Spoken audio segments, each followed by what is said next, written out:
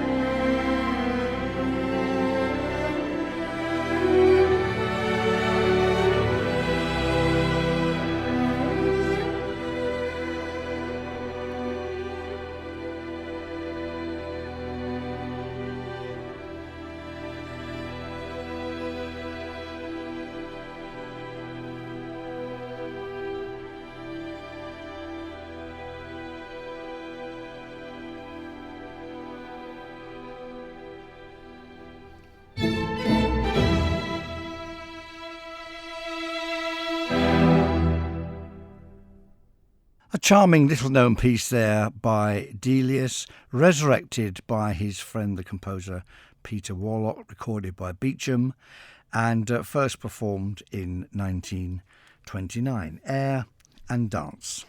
And now let's hear a rather more substantial piece from another English composer. The composer is Ivor Gurney, and the piece is a Gloucestershire rhapsody, which is a sad piece in many ways.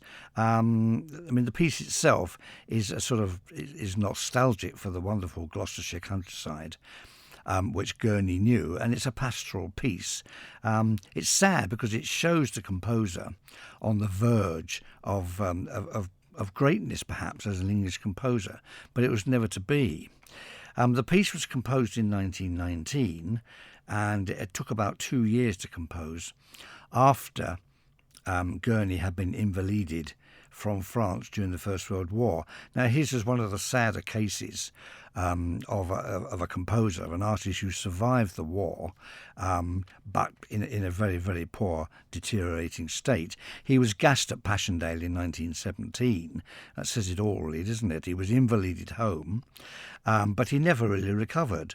He was committed to an asylum in 1922 and to a mental hospital in London a few years later, and he was diagnosed basically with delusional insanity. It's a wonder he completed anything at all, really. This wonderful piece was resurrected and put into a performable version by two Gurney scholars, Philip Lancaster and Ian Venables, and was first performed in 2010. It's a wonderful piece of evocative English music, and it's one of the very few orchestral pieces that we have by Gurney. So sit back and enjoy a quarter of an hour or so of beautiful English music, which I don't think I've played before in this series. Ivor Gurney's A Gloucestershire Rhapsody.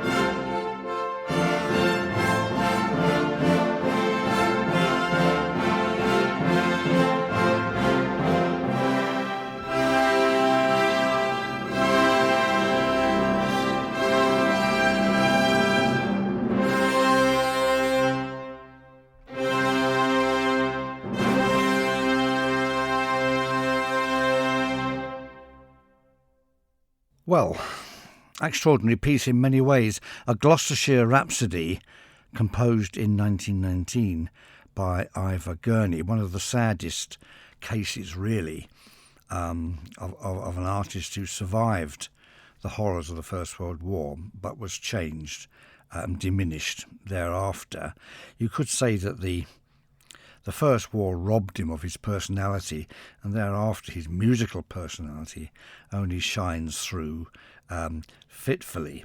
It's a long work, it's quite diffusive, it goes through many different aspects there. There's quite a forbidding kind of a march theme at one point, but it's essentially a pastoral piece about Gurney's love for the Gloucestershire countryside. He was also a poet, of course. His war poetry is very evocative and it's probably better known, really, than his music. We need something to lighten the evening.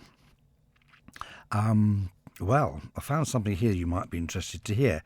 This is the music of Louis Spohr, the great contemporary of just about everybody, really. Haydn, Beethoven, Schubert, Mendelssohn, Brahms and Wagner. He lived forever, wrote an enormous amount of music. 9 symphonies, over 30 string quartets, string quintets, a sextet, lots of chamber music, a nonette, an octet, and so on and so forth. He wrote operas, he wrote oratorios, some of which are very, very popular in England at the Norwich Festival, Calvary, for example, The Last Judgment, The Fall of Babylon. And he wrote a number of violin concertos. He was himself a virtuoso violinist. And 4 superb clarinet concertos and a number of shorter virtuoso clarinet pieces, all written for the phenomenal virtuoso Simon Helmstedt. The 4th concerto, which I'm going to play the finale from, the finale is called Rondo Espagnol, for reasons which you'll hear instantly. I played the music, was composed in 1928 to 1929 and was first performed at the Nordhausen Music Festival. Helmstedt retained possession of Spohr's manuscripts for the 3rd and 4th concertos, and after he died in 1846 they kind of disappeared for a while. They then reappeared in Spohr's centenary year in 1884 in versions for clarinet and piano, but the actual scores, Spohr's own scores, seemed to be lost. Eventually, the score for the 4th concerto, which we're going to hear a bit of shortly, reappeared in 1960 and was then issued in a scholarly edition in 1976. The 3rd concerto, of course, has been recorded and played many times, but Spohr's autograph has never appeared. So the score, when that is performed, of course, is made up of the published orchestral parts, and nobody can be 100% certain how accurate they are with the composer's own wishes. Incidentally, at the concert at the Nordhausen Festival, when this concerto was premiered, Spohr, himself a violinist, actually played the viola along with Helmstedt and a pianist in a performance of Mozart's clarinet trio. That must have been a wonderful occasion. So here we have then the Rondo Espagnol from the 4th clarinet concerto of Louis Spohr, and it's played for us this evening by Michael Collins.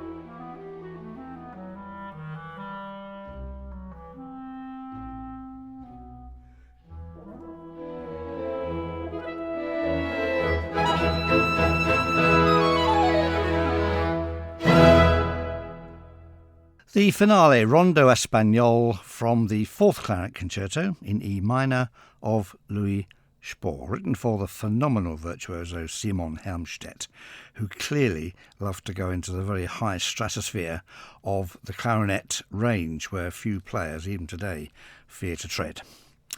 We are coming near the end of the programme, but I think we've got time to squeeze in some Percy Grainger. Always makes for a slightly weird experience. Now, we know that, of course, Percy Grainger collected a lot of English folk songs. He trudged around the countryside, recording all the old guys in the villages, singing the songs before they were lost forever. And they become the basis for a large number of his compositions. What is perhaps less well known is that he also spent some time in Denmark in 1922 and then again 1925, 1927, collecting folk songs there, Danish folk songs from Jutland, and he collected over 170 of them. And the works he produced using these folk songs are, of course, not as well known as the English ones. So let's hear one now. He wrote a Danish folk song suite consisting of 4 movements, and we will return to it in a later programme. But here's the first of them, The Power of Love.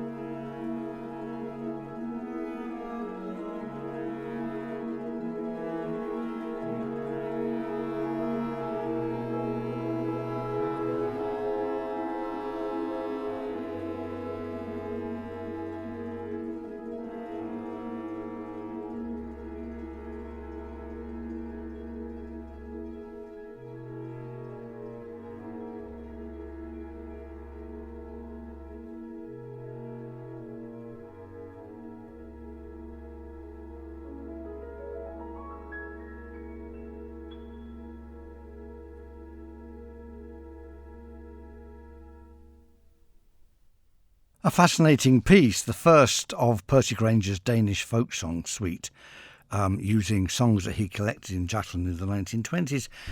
And once again, here is the essential problem with performing Grainger, certainly for amateur orchestras. And this is a piece there that starts out as a piano solo, bringing in a solo trumpet.